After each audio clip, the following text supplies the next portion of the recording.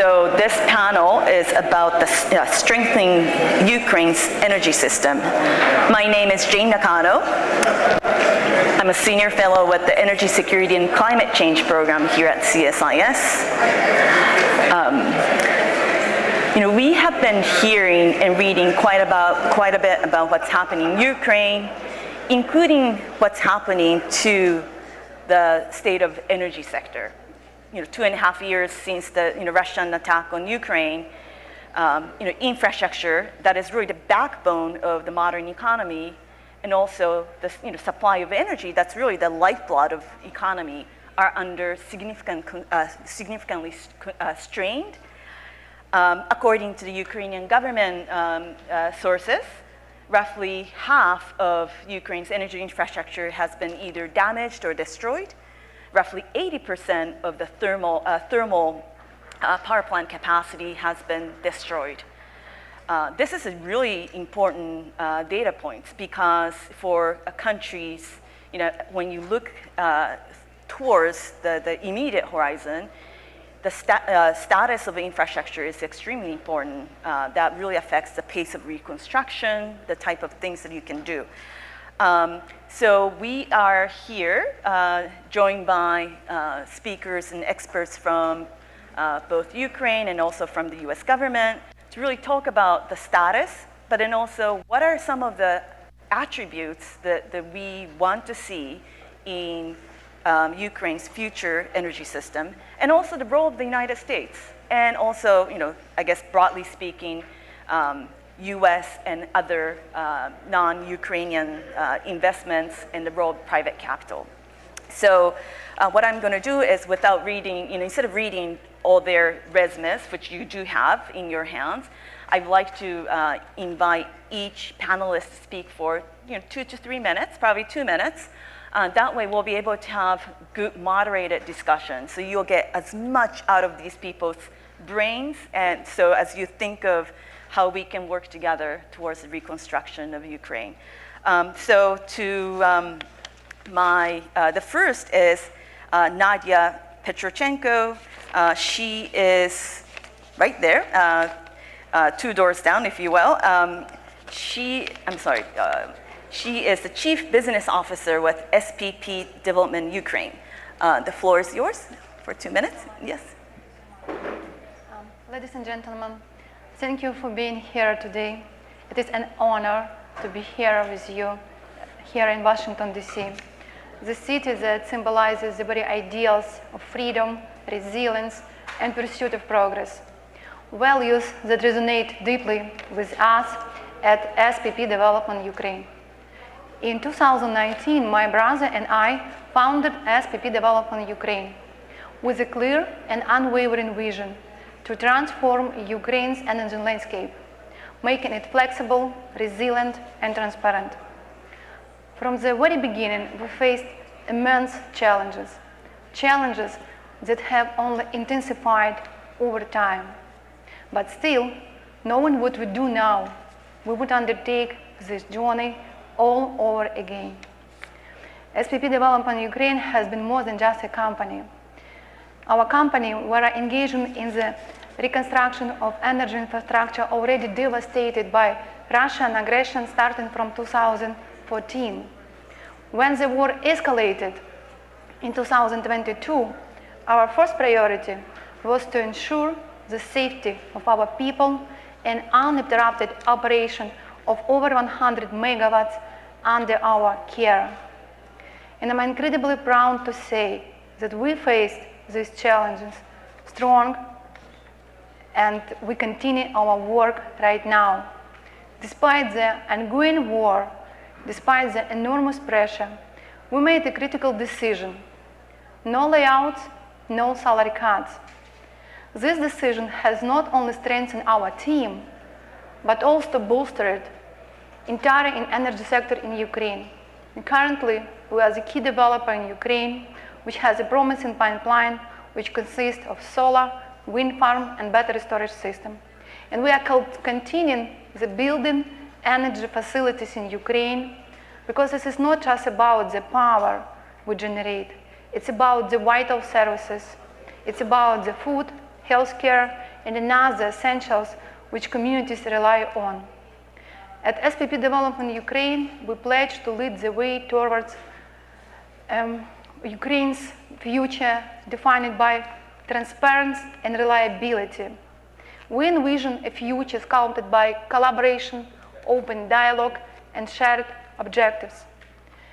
To conclude my introduction, I would like to express my deepest gratitude to the American government and the people of the United States for your unwavering support of our fights for freedom. Your assistance helped us to stand strong, move forward in meeting our faith in victory. I am truly grateful to everyone and each of you, and thank you for such opportunity to discuss such important energy sphere about Ukraine. Thank you. Thank you, Nadia. Next, to my immediate left is Olena Pavlenko. She is the president and co-founder of Dixie Group. The floor is yours for a 2-minute opening remarks. Thank you very much, and thank you very much for the opportunity to speak today to this honorable audience. I've been here last year, and we also discussed the situation in the energy sector before the winter and the reconstruction, and we discussed that immediate needs would cost Ukraine around $1 billion and reconstruction around $10 billion. We discussed last year 3 priorities which should be taken by the government for business development, which is access to data, which is the good regulation, and also a good vision of the country, how to move forward with the energy sector development. Just briefly mention that after this 1 year, a lot has been changed. Unfortunately, we have even more destroyed energy infrastructure, both generation and transmission and distribution as well. Last year, we started our winter with around 20 gigawatts of capacity.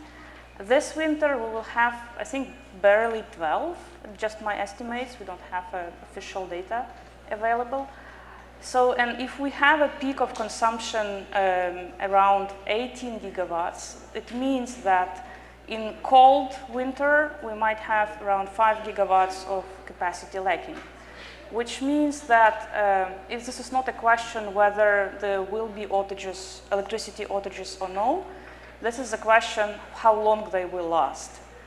And if you look at what we already lost since the full-scale invasion, it's around 25 gigawatts, which is equal to the Greece installed electricity capacity. It's equal to the country generation. And I think this is very important that we meet today, and thank you very much for coming, because for us it's just even more important to discuss both immediate needs and a long-term reconstruction with all of you, and to think together how to survive this winter, but also we kind of have to build our energy system from the scratch. And it is really important to discuss and to think how this scratch and how this way should look like. I will be happy to elaborate more on my thoughts and my propositions, but maybe we'll pass the floor to you, Chair, and we'll be happy to talk later. Thank you so much, Olena. Next, let me invite Alexander Romanishin, who's the strategy director with Razom We Stand. The floor is yours. Thank you very much. And it's my pleasure definitely to be here with you and discuss really hot topics right now for Ukraine. And not only for Ukraine, but for security of Europe, because energy security is kind of the top priority for us and on European level. I represent Razom We Stand. It's a Ukrainian NGO, but we operate globally, internationally. We have presence in Berlin, in Brussels, in London, and DC, and we do advocate. We advocate 3 levels of issues. One of the issues is a total ban for import of gas and oil from Russia. Europe, for the last 2 years, 2.5 years of the war, imported almost 200 billion euro from Russia. It's a lot. And we need to help to make this energy transition for Europe, to avoid import from Russia. It's the first point. The second is decentralization for Ukraine. So we need to build back better Ukraine, and we support renewable projects in Ukraine, and we want to mobilize capital for this. It's the second dimension what we are doing, and the third one is stop investment in Russian oil and gas sector. As of now, based on our research, over $140 billion is still in Russian oil and gas companies. They're not withdrawable. So, and our aim is to stop investment in Russia and to mobilize investment to renewables for Ukraine. That's kind of three key layers which I would like to elaborate more. And in terms of the most important issue right now is decentralization. And during this week, many mayors from Ukraine come to Washington, D.C. We met with DFC, we met with another American bank, with another financial institution. So we want to help local government to connect directly to the source of capital, so to make deal quickly. So we need quick win-win right now and not wait time until central government will do something. So we should do by themselves. So this is cities here, and I will elaborate a little bit more what cities brings here. Great. Thank you so much, Alexander. The next is Carlos de Juana. He's the Managing Director for Europe, among many other important portfolios, with the Office of Foreign Policy, with the U.S. International Development Finance Corporation. The floor is yours. Thank you, Jane. And thank you, CSIS, for hosting this. I think it's really important, given everything that's going on in Ukraine, for CSIS to bring different people together from Ukraine, from the community, and here in Washington, and think tanks community, and the investor community, most importantly, to hear what's going on and to make those connections. DFC, if folks aren't aware, is one of the newer three-letter agencies in Washington. We're the International Development Finance Corporation. We're basically America's modern development finance bank. We have a mandate from Congress to finance, do development finance in some of the world's poorest countries, and also to pursue projects that are in line with our U.S. national priorities, our U.S. policy. So I can't think of a better place than Ukraine where we can be doing that. We've actually been working in Ukraine since the country became independent and have a lot of experience there. So when Russia began this latest invasion in 2022, we really looked at what we could do to help the much broader U.S. effort to support Ukraine with our tools.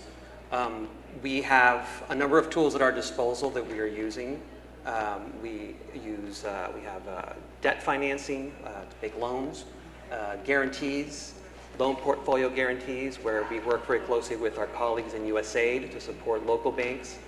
We also have political risk insurance, which has been a big topic of discussion in Ukraine and a big area for us.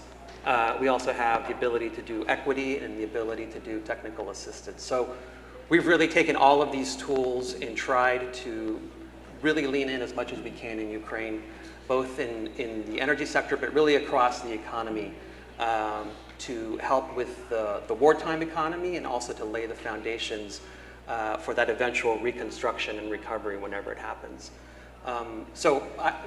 We've been really working on that. We've, over the last 2.5 years, we've about doubled the size of our portfolio. We've committed over $900 million in new transactions. And obviously right now, a lot of the discussion is focused on energy. We have done some energy projects in the past, and we're looking at some energy transactions. And it's really an area where we obviously want to lean in. We had the pleasure of hosting a number of mayors yesterday where they talked about their needs and requirements, and I'm looking forward to having some follow-up conversations there to see where we can help out. As I mentioned, we really want to do as much as we can in Ukraine, and I think we're doing quite a lot and want to do more, and look forward to this conversation. Thanks. Thank you so much, Carlos. Last but not least, Tomas Ochirimolchiv. Sorry, I butchered your last name. He's a partner with Future of Ukraine Global Leader with Deloitte Central Europe. The floor is yours.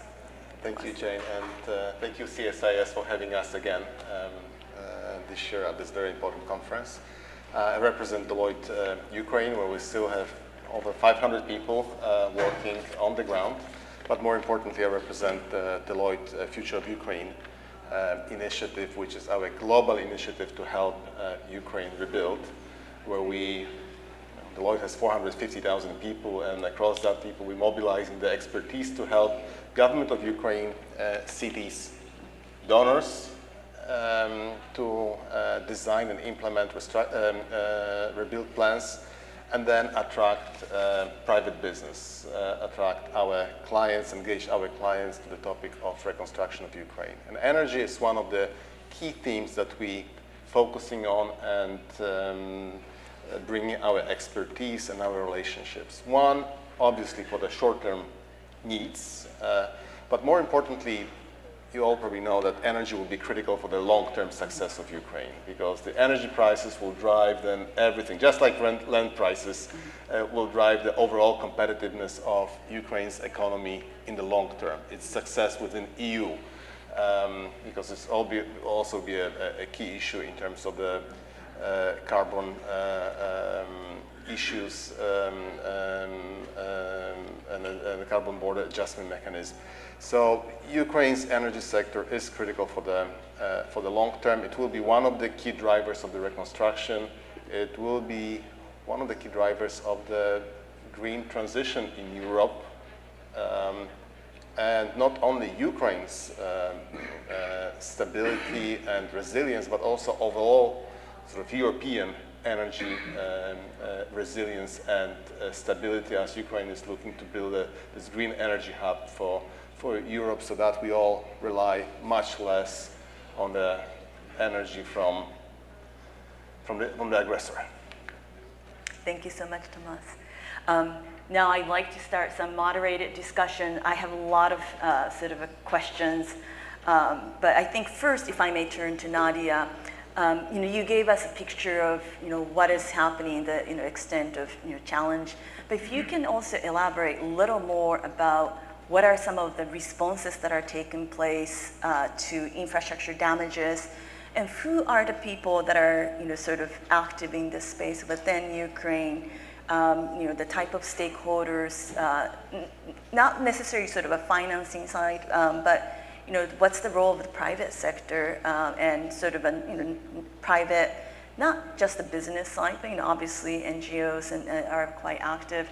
If you can just give us a little more sort of a picture of how that's going, and also are there some challenges that you're seeing? What are the types Okay, thank you.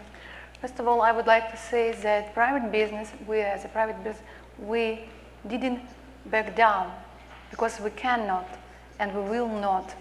Our conducting business is also our resilience, and it's also our fighting. And I can say that we are engaged in the front lines, not for just energy independence, but for our nation's survival and future. And that's why we are continuing our work as a business.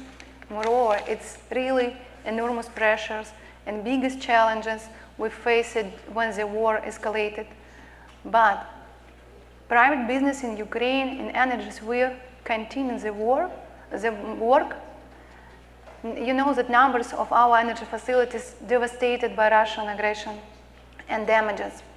And for today, for us, it's not just the way we generate power, it's really essential needs for our communities. You can imagine that we can have electricity like 10, 12 hours per day. And it's not only for the business, it's for the householders, it's for the children, it's for the hospitals, it's for the school.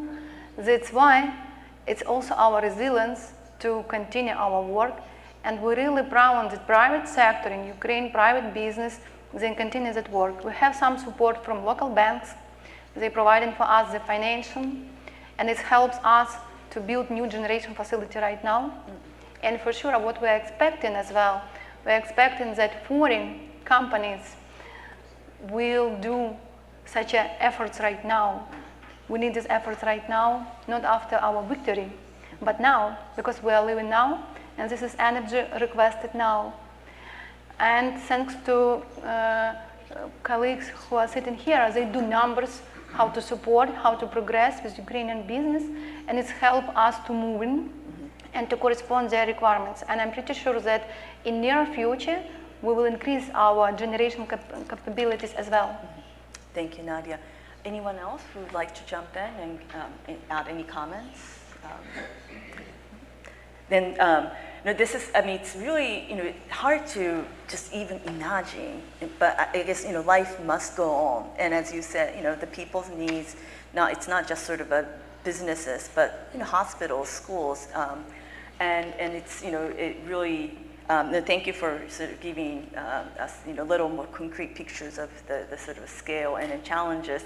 And I think, some of the panelists already alluded to, some of their sort of ideas and visions for how, the future, Ukrainian energy system may look like, whether it's the, where the infrastructure may be or what type of infrastructure, as well as energy resource mix, if you will. So I wanted to sort of, shift that conversation, shift the conversation towards that. Like, so what are the visions? What are some of the attributes that you're looking to stress for sustained, robust, and resilient energy system to support, the recovery, but then onwards? So let me then turn to Olena.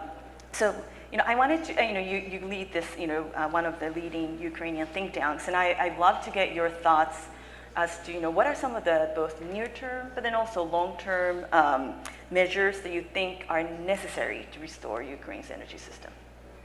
Thank you. So in a short term, I think we should very much focus on how we should keep the electricity running to the consumers. And here I would mention 3 factors. One is definitely protection. Not all the objects in Ukraine are still fully protected with 3 levels of protection, so we need to do that. And it's passive protection, but we also need air defense. I will continue saying this, that we do need air defense, because in March, when we lost a huge generation capacity, it was also due to the lack of air defense system and equipment. Second is, for this winter, is reserve generation. Yes, this is basic fossil fuels solutions, generators and diesel, but unfortunately this winter fossil fuels might save people's lives. So communities, especially local communities, cities, they do need the generators to keep hospitals, critical infrastructure running, water, sewage, other stuff. And third is decentralized generation. And here we need different types of generation. I think we have good projects now where when hospitals, schools are installing renewable solar panels together with the batteries in order to have some electricity even in the winter. We have some programs which the Ministry of Economy started and announced for the consumers, also to install renewable solutions on the rooftop.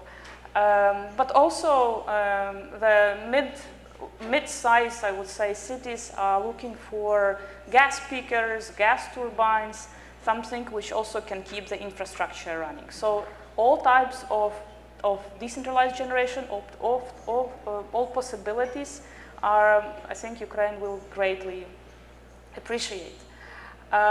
We had a meeting with French business associations 2 weeks ago, and we also discussed the short-term needs and actions.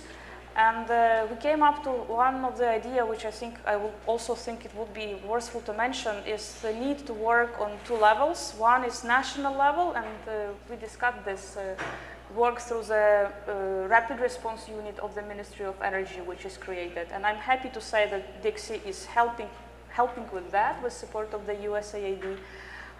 But also with Ukraine Energy Support Fund. I'm happy to explain you more the channels of support at the national level.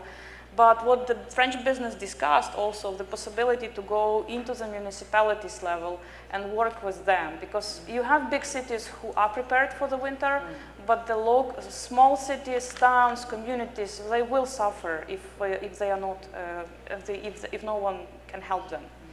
In the long-term perspective, I think we have good news here, finally good news. Last time I announced that Ukraine started to draft National Energy and Climate Plan till 2030.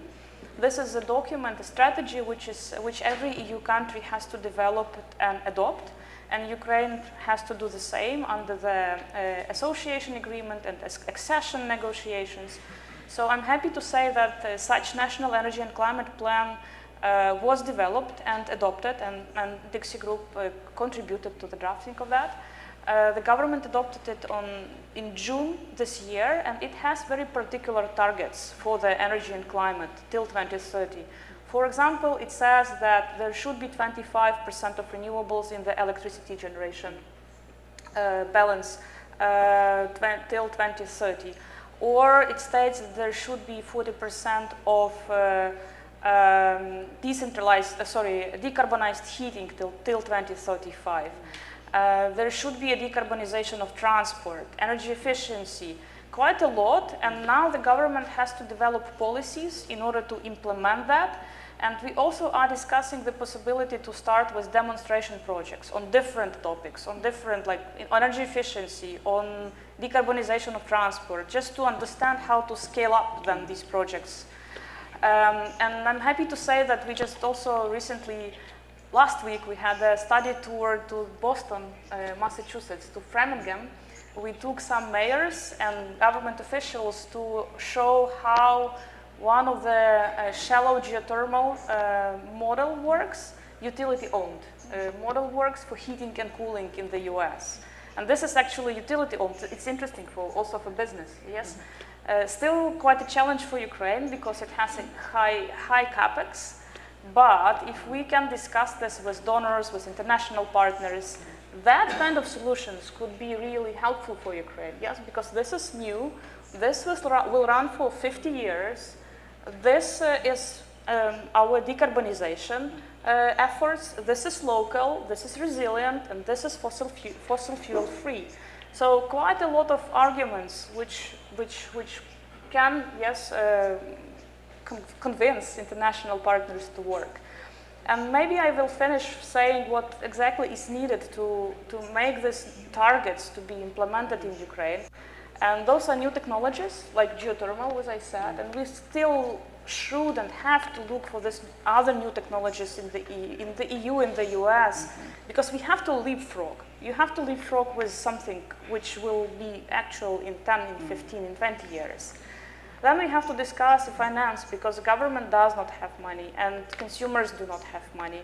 And to get investments, to work with investors, yes, we do have to improve regulatory, we have to improve our legislation, but we also have to sit down with MDBs, with IFIs, and think how to develop proper incentives for the investments. And I think we still are not there with MDBs, with the IFIs. And third is a defense system. And I will continue saying that because, and sanctions, because as soon as when we kill Russian economy, we will win the war. So it's also kind of fight on the economic front. And the fourth is our membership in the EU, because I think that all the obligations Ukraine has will help us to move forward very fast. We just don't have any other choices. We just have to implement these targets. And I really hope that next year, when we will be discussing the energy sector, we already will be discussing how we opened this energy chapter in the accession negotiations. And we will also have some very particular ideas, policies, measures, and projects, which we will be happy to show you. Thank you. I'm truly impressed with the fact that the government is already looking at not just sort of the immediate needs, but like literally how you would go about, to some extent, obviously destruction of the infrastructure is quite painful, but you're trying to sort of, make sort of lemonade out of that system and be able to sort of leapfrog, that's the term you use. And it's not just sort of the power sector, but also even transportation sector. It's not, and so, I mean, that's quite impressive. I'm sure, I think couple of you also, have, are looking at different types of like attributes as you want to see the future of the Ukrainian energy system. Alexander, you probably have quite a bit of thought that you'd like to share. Well, definitely a lot of thoughts and a lot of work to do. And like Olena mentioned, it's important to have the projects in the pipeline, so to be able. And I would like to kind of pay your attention, maybe on your chair, is a kind of list of this project and the QR code. And we together with all mayors who are here at Mykolaiv, Kyiv, Vinnytsia, and many other cities, contributed to this project pipeline and prepared many very precise, very practical things, which is not now. Most of them are public-private partnership projects, which is good. Some of them private, some of them related to social or infrastructure things, but everyone can find what they like. So, and the total amount of this project is 1.5 billion, quite a lot, but each of them is like a treasure and important, like a time to pay attention and to see. So it's a first part, and we understand that there are a lot of money and there is huge liquidity right now. And our task is, and the task of each mayors or each developers who develop some projects, to prepare bankable projects. And because if you want to make a deal, we should prepare from both sides. I remember a time when we met with Carl Swan last year and started to think what financial instrument should be prepared for Ukraine to accept this. We started the discussion last year, and yesterday, we had a very comprehensive conversation this meeting, and I appreciate to your team which you did in terms of preparing different type of tools for small enterprises, for middle enterprises, for big enterprises. And it's really important right now. And it's for Ukrainian business, it's now chance to get it and to apply. But it's not only one source of capital. So there's different type of capital which should be deployed. And one of them is Ukraine facility. It's a very successful project of Ukrainian government with cooperation with European Commission. 50 billion euro was prepared less than the half of the year by the Minister of Economy. As Minister of Finance, it was kind of big team game to apply to the end of the last year the Ukrainian plan with the comprehensive projects. And there are the three pillars. One of them related to kind of for budget support. The second one is Ukrainian investment framework. Right now it's accumulated 9.8 billion euro. And if you're talking about energy and renewables, which I and many of us believe is the future of Ukraine and the European resilience and independence, 20% from this amount allocated for renewables right now. It's a huge work of many NGOs, think tanks who advocated. And we want the same approach to be used by other partners. So right now, from this facility, 20%. So we would like to make a call to actions to the US government and to the US partners to allocate at least 20, at least 30% to renewables as well, because we need extremely huge amount of money. And 20% from Ukraine facility from you is definitely not enough.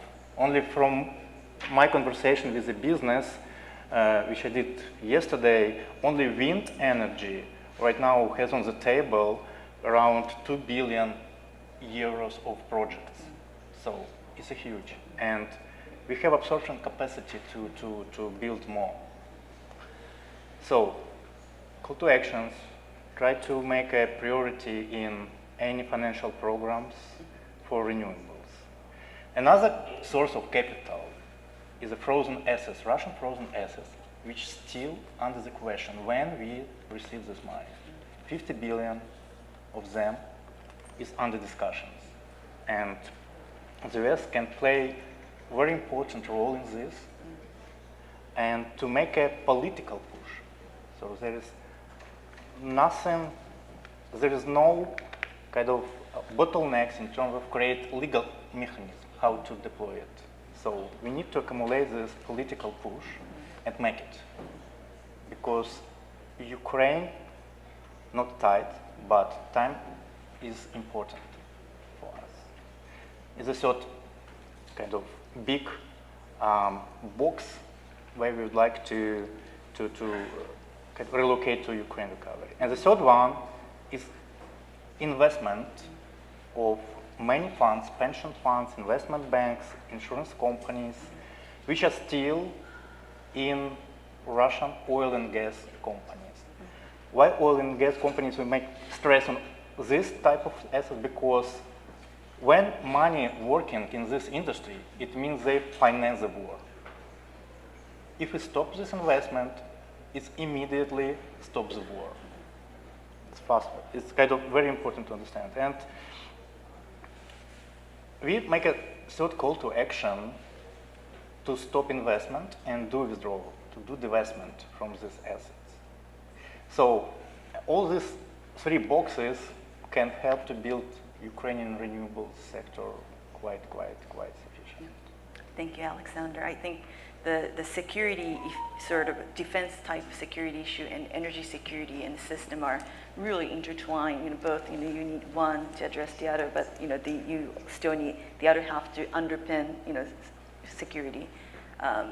Before, I guess that was sort of a great segue to some much more robust conversation around the investment. But before I do that, I wasn't sure if anyone else has some comments you'd like to offer about how you like to see the future energy system, fuel mix. Nadia, do you have, or Tomas? Otherwise, maybe one comment. Yeah, sure, please. Because as Ukraine is now receiving a lot of donor infrastructure, energy infrastructure, USAID,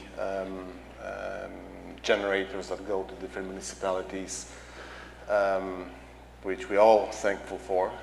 Now, it's good that Ukraine now thinking about how to integrate those into the long-term strategy. So how those piston or turbines will then operate and compete with solar and wind energy, right? So that needs to be all well thought through how it will be integrated in the sort of the target system. Alex, you were mentioning about those four factors. I'm also thinking, how do we build in Ukraine the factories that will basically build the turbines and the towers? This is another industry that needs to be built, and Ukraine needs to make sort of industry out of the renewable industry. This is what we see elsewhere in Central Europe, and especially taking into account the time it takes to produce the energy equipment. And now it's not the issue of money, it's the fact that to commission a turbine, it takes what, 50 months, no, 80 months? No, sorry, less, 1.5 to 2 years, right? So that's a long, even if you have it designed, if you send it to buy it, it's not off-the-shelf product. And Ukraine, in order, again, to be more resilient and make industry out of it, should now think how to attract the contractors to build it in Ukraine.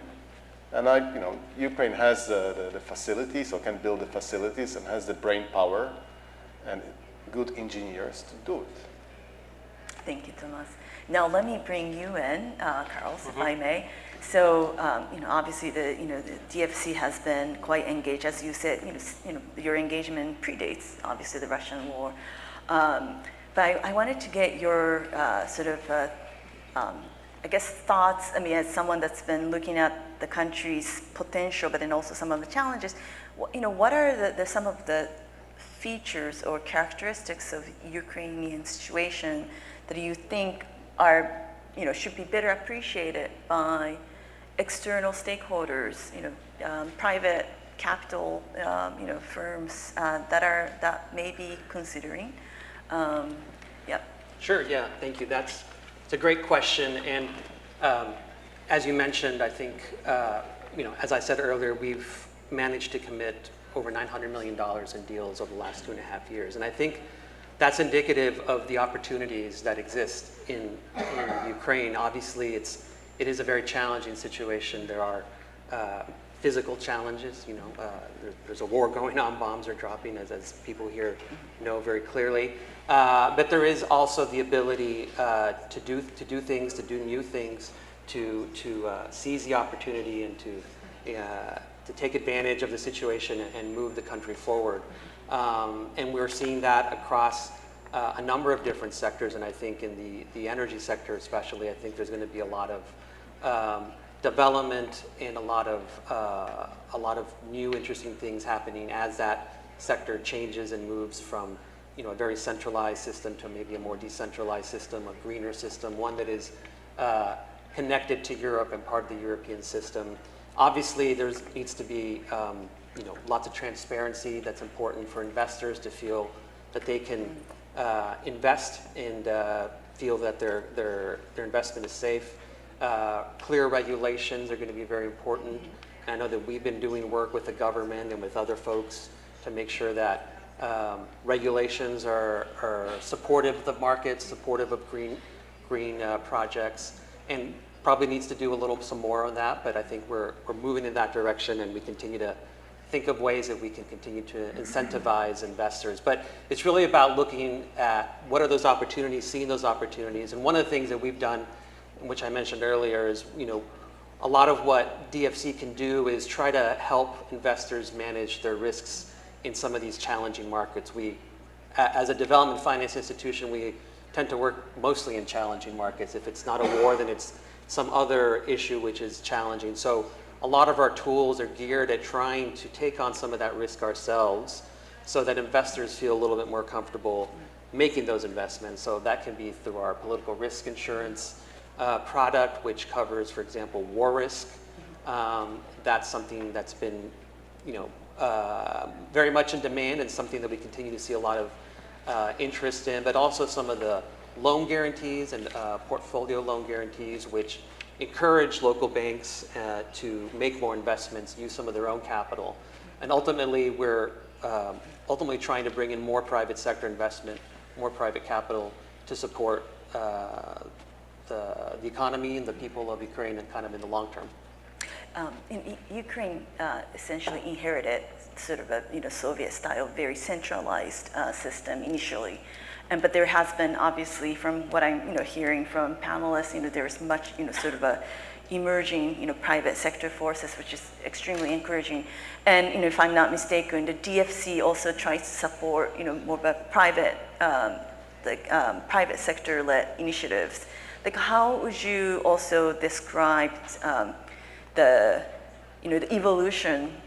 Is that something that you also? Yeah, our focus is the private sector. Our mandate is to mobilize private capital. So we are working. Our projects are private sector by nature and by our own mandate. That's what we work with. Obviously, we work very closely with our colleagues at USAID and the State Department and other parts of the U.S. government, so that we have a coordinated approach. And was mentioned earlier, USAID is doing an amazing amount of work with some of the emergency assistance and generators and so on that are trying to assist kind of in the very, very near term. But I think long term, there's a general awareness that you're going to have a private sector there that's investing, that can help invest in not only just in the energy sector, but really in all of the reconstruction, because it's not going to be, the needs are so great, it's not something that any government is going to be able to carry on its own. So you're going to have a private sector that can carry that forward, that can help with that. And certainly we're seeing more and more people looking at places like the energy sector as places where they can make investments. I think there's still a lot of concerns, and still investors are thinking about it. I think we've seen a lot of local investors, local private investors, but I think increasingly you're seeing some of the external investors also start to look at opportunities and have conversations with us. And I hope that we will continue to see more of that as we move forward. Thank you. maybe I think the next question probably is best to be raised with Tomas, if I may. So, so what would you, I mean, there are all these governments, I think G7 is also looking to really, as a collective group, trying to mobilize, but what are some of the things that you think that the US can do, including, sort of mobilizing private finance, but what are some of the capacities that the Ukrainian colleagues really look to the US, to be able to bring? Are there some, maybe standard setting issues, considerations?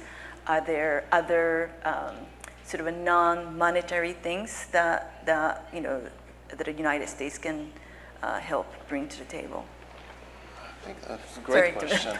I mean, a lot of, we talk about the technology and technologies that US have, and that technologies could be either adopted in Ukraine, generation technologies adopted in Ukraine, or maybe at least tested, because Ukraine now is a great testing ground for those technologies, but not only in generation, but also maybe transmissions, microgrids, but also cooperation between private investors, cities, donors, and the government. How? Because you need to, it will take a village to rebuild Ukraine, and it will take a village to rebuild the Ukraine's energy sector, a lot of stakeholders, and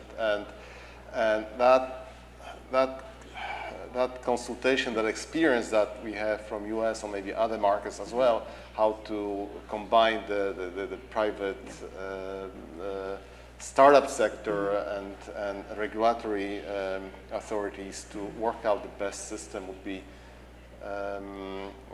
particularly useful, as well as funding of those investments and funding of those new sort of solutions. Yeah. No, thank you. Do other colleagues from Ukraine have some of the thoughts as to how the U.S. could be doing more? Not just the U.S. government. What are some of the things that you look, to the United States and perhaps other like-minded countries, and also private sector to help? Olena? Go ahead. Yeah, please go ahead. Yeah. Okay, thanks. I'll start. First of all, I'm really grateful. I think I will say on behalf of all Ukrainians, I'm really grateful for all the support U.S. citizens, U.S. government is providing to Ukraine, because I mean, this is not a secret that our economy is in a bad shape, and everything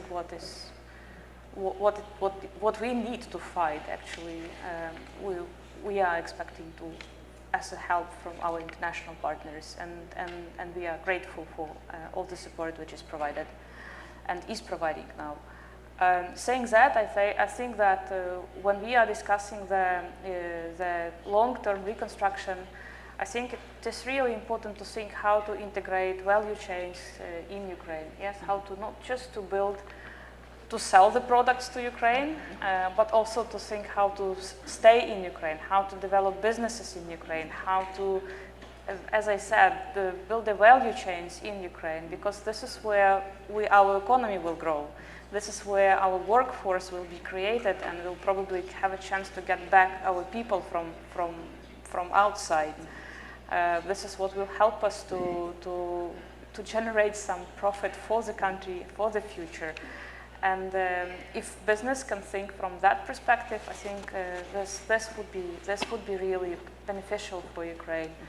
And just mentioning the creation or development or manufacturing of turbines, yes, in Ukraine, I just wanted to reiterate that we have a good resources for that. Ukraine has a rich critical raw materials potential, and being also geographically located quite well near the European Union, which will need a lot of renewable resources for the future and for its decarbonization strategy, I think Ukraine can be a good place to invest, not just in I don't know, production of critical raw materials or just selling something, but production, processing, manufacturing, and then building the markets around. So if you could think on this long-term cooperation, I understand that it's not easy to do so with the existing condition, but it would be really important if we talk about long-term development of the country.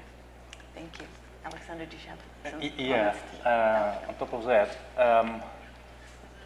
the US has, as far as I understand, quite successful measure like Inflation Reduction Act, which stimulate productions of creating many facilities to produce equipment and renewables, etc.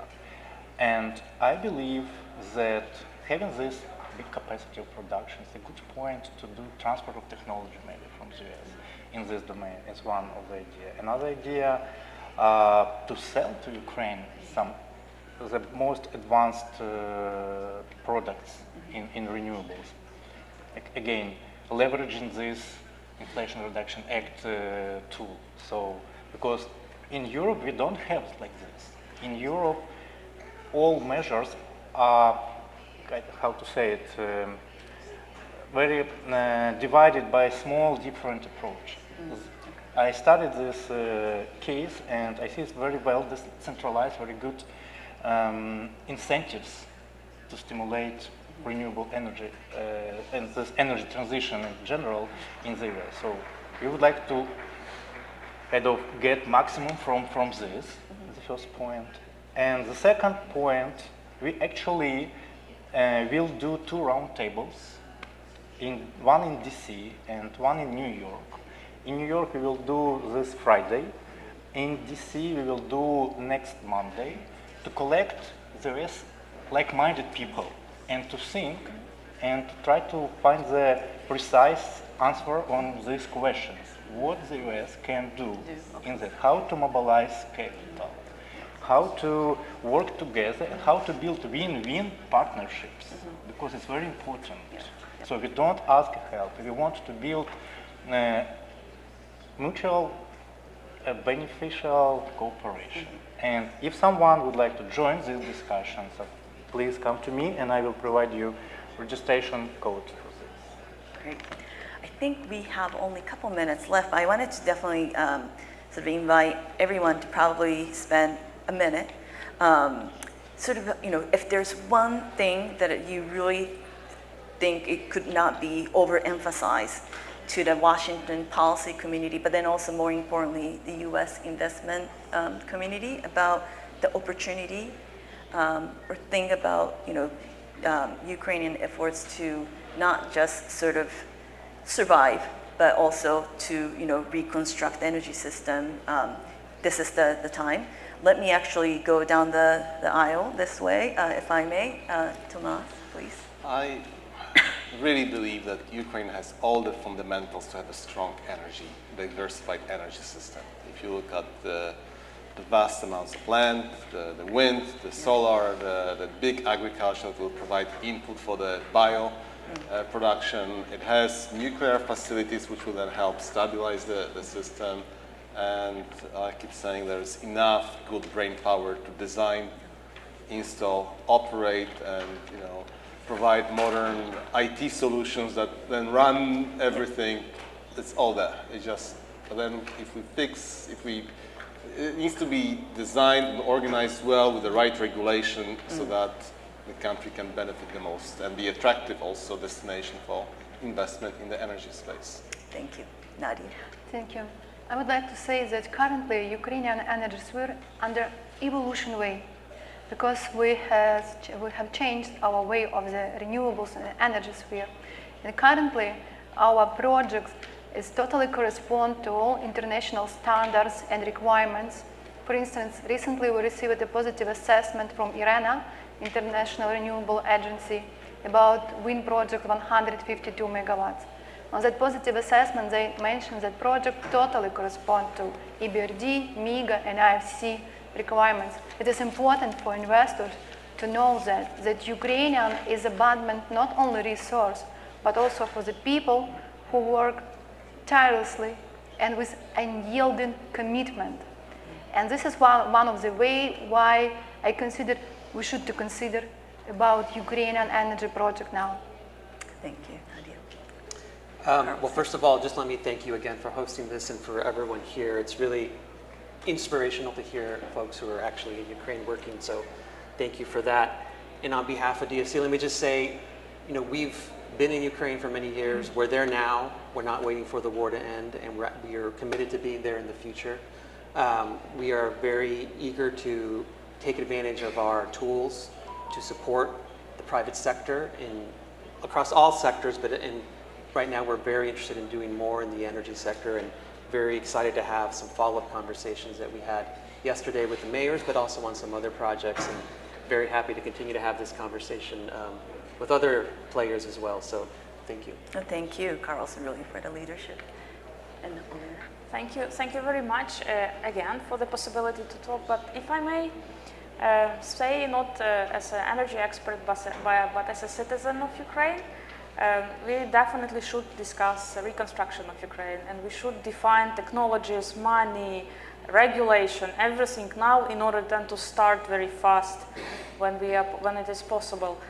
But we need to win the war as soon as possible. And let me just, if we are talking about the policymakers, yes, your question was about policymakers, so I think the main message to the policymakers would be we need weapons, we need support in order to win the war as soon as possible. Because of the delays, we had several chances to do so. Because of the delays, we are still here, and we really need to move much more faster to win the war. So please stay with us, help us, and let's win this war as soon as possible. Thank you. And I can say the same point from which I started. So to mobilize capital and to do something with frozen assets, to allow use of frozen assets for Ukrainian recovery and for Ukrainian resilience and building Ukrainian better. thank you, Alexander. On behalf of CSIS, thank you to every one of you for your interest in this very important topic.